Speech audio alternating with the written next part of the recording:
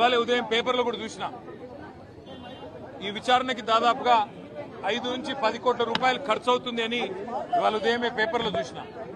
అందుకే ముఖ్యమంత్రి రేవంత్ రెడ్డికి నేను ఒక మాట చెప్పదలుచుకున్నా.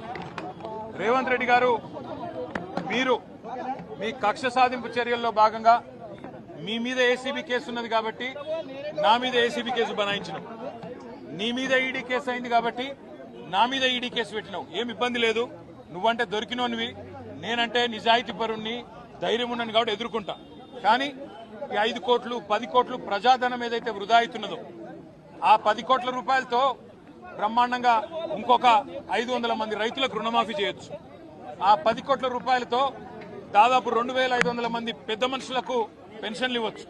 అందుకే రేవంత్ రెడ్డి గారికి నేను ఒక ఆఫర్ ఇస్తా ఉన్నా. రేవంత్ రెడ్డి గారు, నీకు నిజాయితీ ఉంటే, నీకు ధైర్యం ఉంటే ఒక పని చేద్దాం. నేను తయారుగా ఉన్నా, నువ్వు ముందుకు రా, జడ్జి గారు ముందు కూర్చుందాం. ఏసీబీ జడ్జి అయినా, హైకోర్టు న్యాయమూర్తి గారైనా, లేదా మీకు ఇష్టమైన న్యాయమూర్తి ఎవరి ముందైనా కూర్చుందాం. మీ మీద ఏసీబీ కేసు ఉంది, నా మీద ఏసీబీ కేసు ఉంది. నీ మీద ఈడీ ఛార్జ్ షీట్ చేసింది, నా మీద ఈడీ విచారణ జరుగుతున్నది. మీరు మొత్తం ఈ టీవీలు అన్నీ ఉన్నాయి కదా, మొత్తం మీడియా ఉంది కదా, లైవ్ టీవీ పెట్టండి. నేను రేవంత్ రెడ్డి గారు ఇద్దరం కూర్చుంటాం న్యాయమూర్తి ముంగట. మీరు ఏ ప్రశ్నను అడగండి కేసుకు సంబంధించి, ఆయన కేసు నా కేసు. ఇద్దరికి లై డిటెక్టర్ పరీక్ష పెట్టండి. ఇద్దరికి కూడా లై డిటెక్టర్ పరీక్ష పెట్టండి. మొత్తం రాష్ట్ర ప్రజలందరూ చూస్తుండగా ఒక 50 లక్షలు 20 లక్షల రూపాయలు ఒడిసిపోతుంది. లేకపోతే ఈ 10 కోట్ల రూపాయలతోని అనవసరంగా ప్రజాధనం దుర్వినియోగం అయ్యే విధంగా, ఇంతమంది ఉన్నతాధికారుల టైం వేస్ట్ అయ్యే విధంగా, ఇంతమంది మీడియా సంస్థల టైం వేస్ట్ అయ్యే విధంగా ఈ కక్ష సాధింపు విచారణ మంచిది కాదు. నేను రెడీగా ఉన్న రేవంత్ రెడ్డి, నీకు ధైర్యం ఉంటే ముందుకు రా.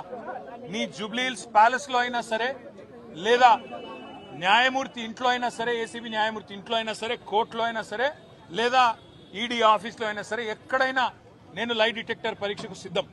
నువ్వు కూడా రా, ఇద్దరం కూర్చుందాం. దొంగెవరో, ఎవరేందో, ఎవరి నిజాయితీ ఏందో రాష్ట్రం మొత్తం చూస్తుంది. నీకు ధైర్యం ఉంటే వెంటనే నిర్ణయం తీసుకో. డేట్ నువ్వే చెప్పు, టైం నువ్వే చెప్పు, ప్లేస్ నువ్వే చెప్పు, నేను వస్తా. నిజాయితీగా నా చేయిస్తా.